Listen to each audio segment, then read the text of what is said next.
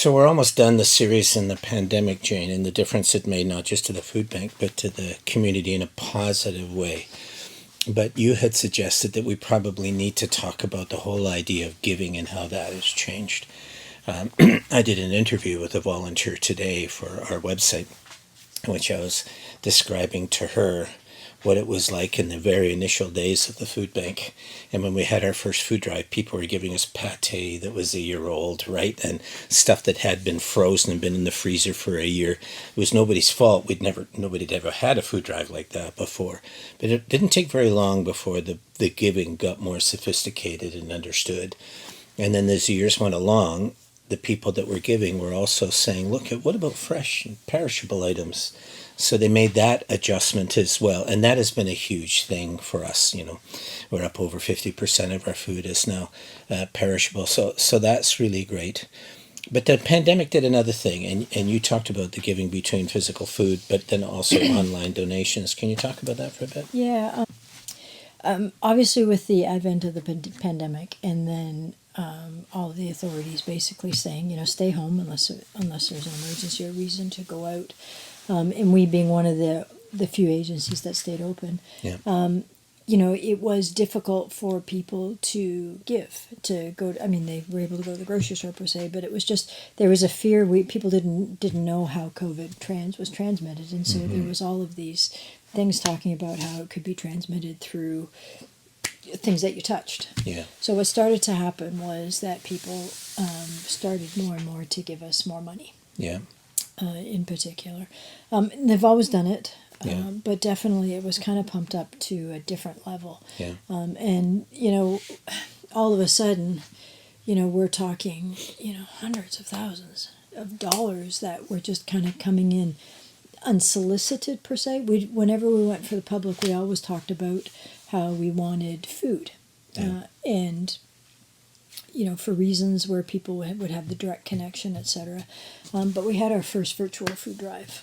During the pandemic, and that's where we talked a bit about food and money as food, and more people started to see that and started to actually give us money as food. Yeah, I do think for donors too, they were growing in their understanding of how the food bank was working. In that we were also helping other agencies, and I think initially, it's part because of when food banks first got going, there was a bit of nervousness around money. In sharing money because there had been certain scandals and other things that had happened. So people wanted to prefer food. But I do think over time, it wasn't just that they understood that we could take that food and buy wholesale items or spread it around easier or buy perishable items. It was also for them, it was easier for them to donate money than food. And that was especially true during the pandemic. But I do think back when we first got started, which was 1986, 1987, we didn't have cell phones like that, right? We didn't have all this online stuff that's all available now. So I think people really did focus more on the food back then and just donating the food. And they were fantastic food drives, right? With tens of thousands of pounds worth of food that came in for the drives. But now they've become more sophisticated and they've understood that it's easier for us to buy certain items that can't get donated, like what? Well, yeah, before we go on to kind of like the items that we purchase in particular, I think, we always, and in many ways I still would prefer the average person to give food. Yeah. So they would ask us, would you rather give us food or money? Or, in terms of what you give. And we always talked about how food was really important, particularly because of the educational component, in terms of you could take your family. You could talk about, like, it was that direct connection to you purchasing food and us giving it to somebody who needed it, so you knew where it was going. But then also, food or time. Well, obviously, I would always love time because that meant you started to understand and you started to see the problem. And you started to, listen to the stories. And that, in many ways, all of those things kind of cycled back. So even though we always talked about food publicly, it actually brought in a fair bit of money. Yeah. With the pandemic, we started talking about the food. And so if people ask us, what do you prefer? Do you prefer money or food?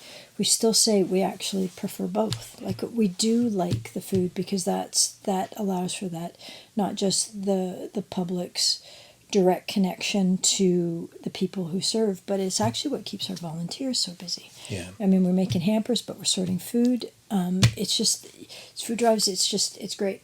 So the kinds of things that can't be donated through food drives in particular now are the typical perishable things, right? Yep. So everybody gets milk, everybody gets eggs.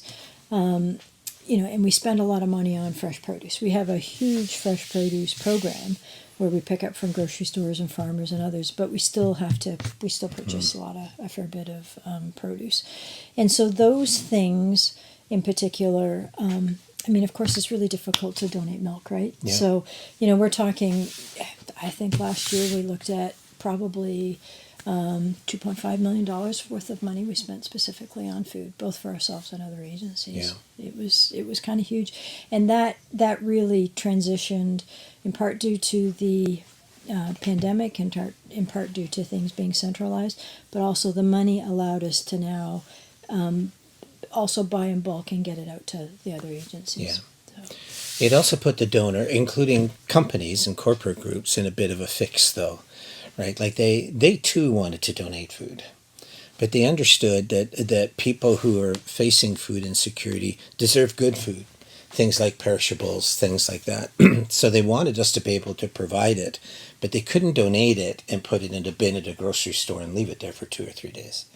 So they themselves, in order to get what they wanted for people, learn to go online and say, please spend this money on perishable items or whatever it is, right? So I think also for the public that had been pushing us more and more towards the green kind of stuff, also realized that one of the ways that they could help us to do that is to donate money towards specifically those items, right? Yeah, I think that's true in terms of we can, of course, we bought the items we needed, particularly like milk and eggs. Yeah. We buy eggs are the protein. They're one of the cheapest forms of protein. It's particularly why we buy eggs.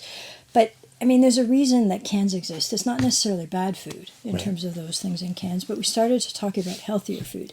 So we started to talk about things like cereal, not just the sugary cereals, but the healthier type of cereals, or the healthier type, the no salt tomato sauce, or those kind of things. But cans and non-perishables are still an incredibly important part of what we give. Yeah. We give lots of fresh produce, obviously, out to folks. But we have the same issue at our house as folks. We buy a lot of fresh produce. Remember, we used to buy all that sort of fresh produce for the kids. I'm sure I would throw out, a third of it because it wouldn't get eaten in time, or I wasn't cooking, or those kind of things. So there's still... The fresh produce is incredibly important, but so are the non-perishables. Right. And people are doing both. Like that's the difference, right? So when it came to still with canned goods, if they want to do that now, they can. Yep. The food drives are there, the fire halls are open, they can drop it off at the food bank, whatever. But it was the fresh component that they couldn't, right? There just wasn't. It wasn't as easy to facilitate that during food drives and others. And I think they've morphed into that and understood that they're now more sophisticated in their giving. It's both sides. So if you're somebody who understands about the canned goods and the other things that really matter, then that's what you'll donate. But if you're trying to do oranges or celery or apples or vegetables or whatever it is, you understand that the food bank just can't get those things usually during a food drive. So you donate finances in order for people to do it.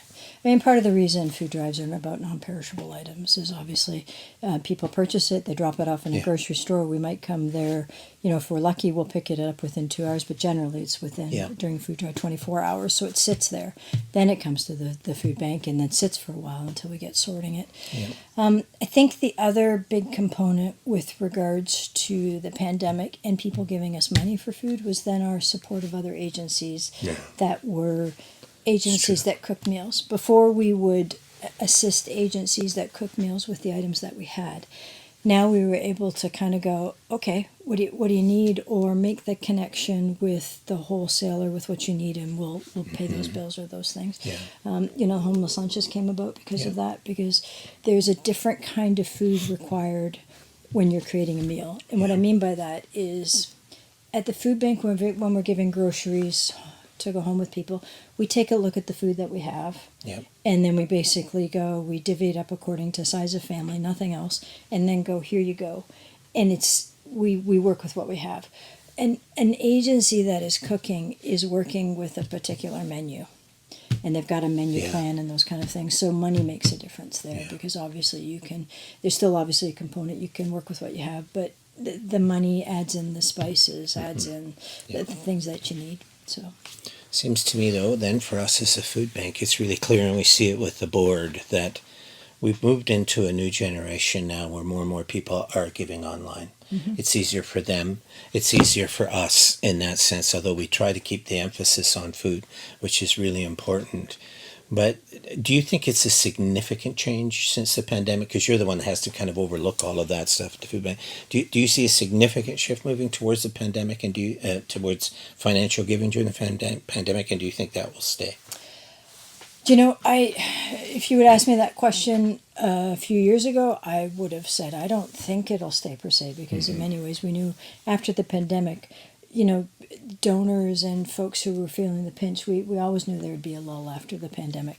But the giving has actually continued to go up year after year, and it doesn't seem to matter. And we saw our numbers double in the pandemic. Yeah.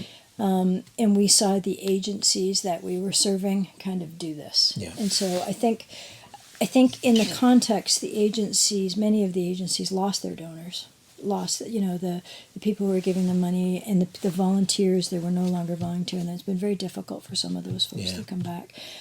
So as a result, they're coming to us for help a lot more. Yeah. And before we were one of the agencies helping, and we would try to help other agencies as much as we can. Now we've really become the agency. So we have the responsibility to make sure that we distribute as much as we can to the other And they groups. have special requirements, so therefore we have to have the financial flexibility to help them purchase those things, because we might not have it in stock in our shelves at the food bank. Yeah, for sure. Correct? Yeah, and it's also, we bulk buy, we purchase, we bring it in, and then it goes out to an agency.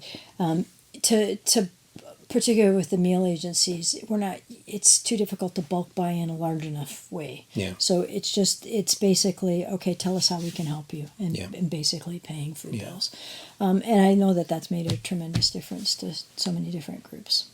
If you think about it, I think we're closing in on 60 or 70 different programs, about 30 different agencies, and 70 programs right now that we're assisting with both food and money, or Money gift for cards, food, money yeah. for food. Yeah, It's only specifically for food. That's right. Yeah.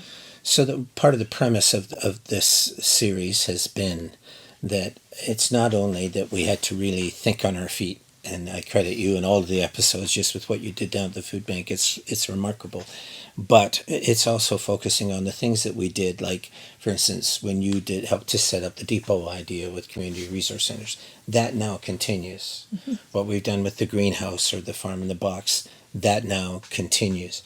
Our investment in South Street, which we did, that will continue for decades, right, as far as that development and how it goes.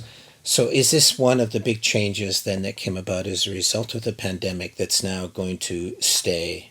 And I know you've already partly answered that, but it seems to me that we've understood during the pandemic, because there were just so many challenges, it was easier to just cut a check or donate online.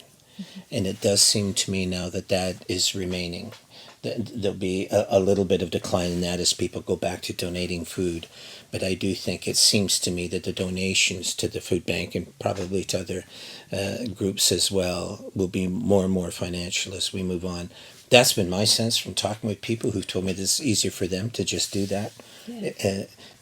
And I've already asked you if you think it will remain like that, but it does seem to me that it's not receding.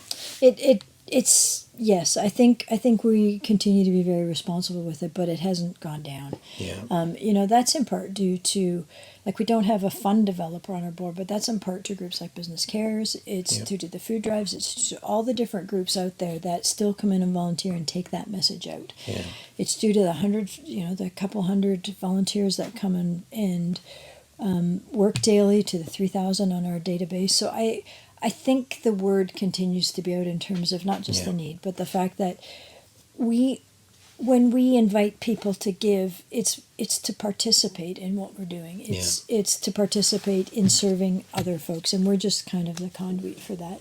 And I think it's always like, what's easiest? Is it food? Is it money? Whatever. We'll obviously take both, but we'll turn it into serving other people. And I think we've been that hasn't changed, but we're doing more of it. Yeah. We're doing a lot more of it. So you and I have been at it now almost 4 decades, Mm-hmm. and it seems to me that as a result of the pandemic and what's happened, we're not the same food bank we were before. The principles are the same. Depending on the public, working with the media, being generous with other agencies, trying to get the best kind of food we can, focus on volunteerism, keeping our staff levels low. I think we're still doing all of those things, but it seems to me we're not the same kind of food bank, that people now even view us differently. We're helping more agencies, for instance. People are asking us more questions about things like food security and other things. But Jane, you're part of this as well, but there's a Feed Ontario, which is all of Ontario's food banks. There's Food Banks Canada, which we're also part of. We're charter members of both, right? But when it comes to groups like Feed Ontario, you're also dealing there with them on issues like advocacy, going up to Queen's Park or whatever it is, or as they're trying to work with farmers and all these other groups and corporations, companies, others, to help bring food to food banks. It's really true that although we'd always done that, it seems to me even those groups like Feed Ontario have gone through the change too.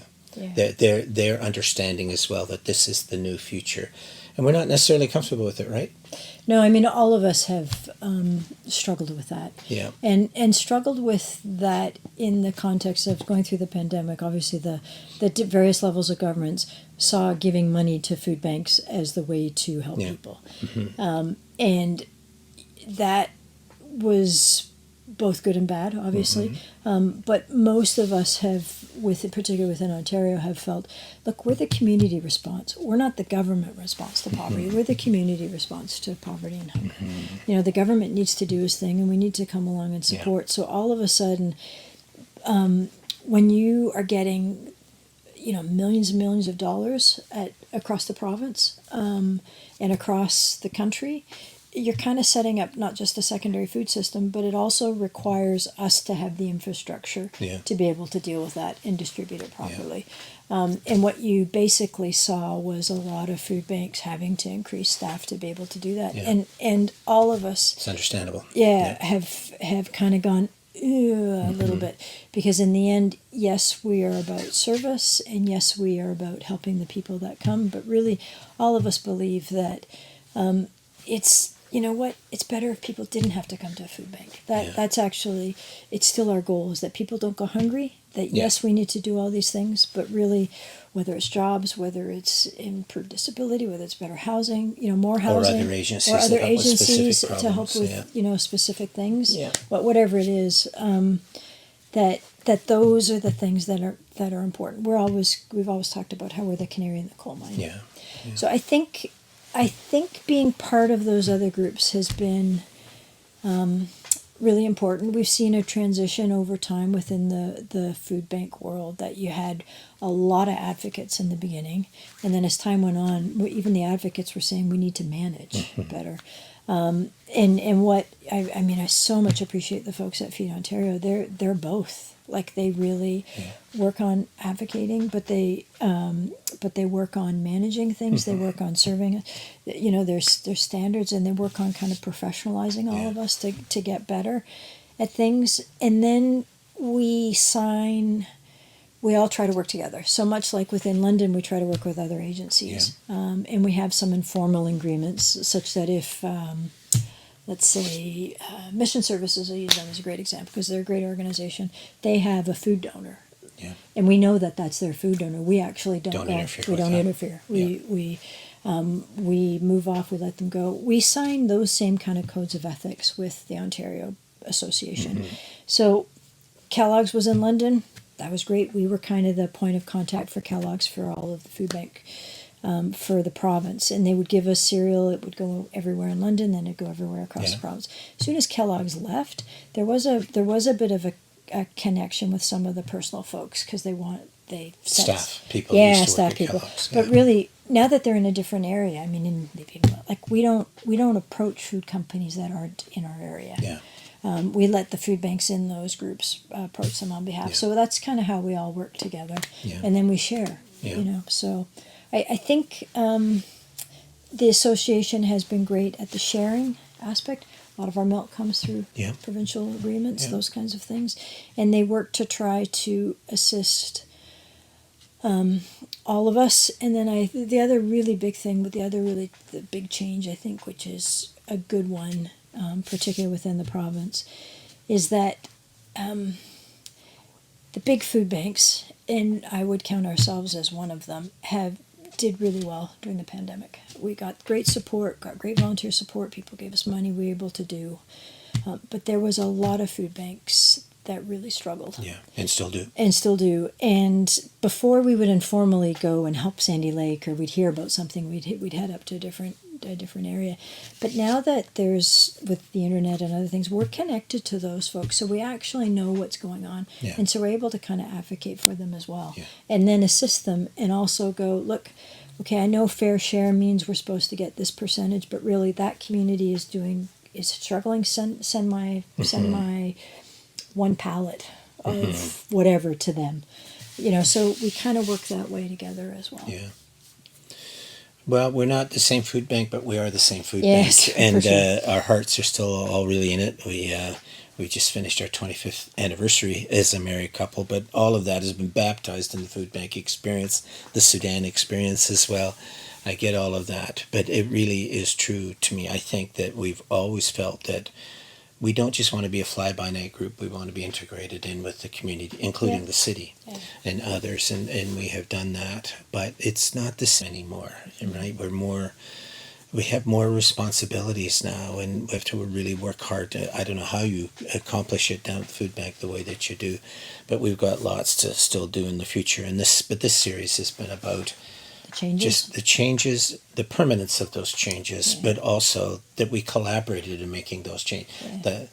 The depots that you worked with the city, you worked with all of these other groups, human resource centers and others, and then things like the greenhouses or other things, so South Street.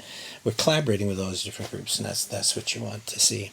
So listen, you've been kind enough to lend us your studio Yeah, for these. And we've turned off the air conditioning, so I can Yes, see so that I'm you're sweating. always So wiping out. Yeah, you are a bit too, and So- it's the way that it is. But I thank you for letting us do that. I've loved Yeah. doing it in here because I love your artwork. and you made me clean up. Well, I did. No, you offered. It's true. You didn't make me. What I mean is that by coming in, it actually I helped to keep the understand. place clean. So But thank you for letting us do that because the audio was better and that kind of stuff. I really appreciate it. But it's been quite the journey yeah, for us. I think the pandemic has changed everything for us too, not just our community and not just food banks across the country. For us, we had to find a new way of being to step up Yeah. and be there for those things. And it's been some parts of it have been hard, but most of it's been really good. But none of it would have been possible if Londoners didn't donate. 100%. Whether it was businesses or average citizens or organizations, faith groups, all that kind of stuff, they made it all possible. And so we're very much aware that we are an extension of that community spirit that's out there, and that does give us a sense of not only fulfillment but responsibility. yeah, 100%. I mean, we would be going through more of those changes in other communities without the community that we have, without the number of volunteers That's that are right. coming in, without the support that we've had. I definitely think that that's true, and we've been pretty so lucky to be fortunate. there. Yeah. Thanks for this. Thanks for letting us your place.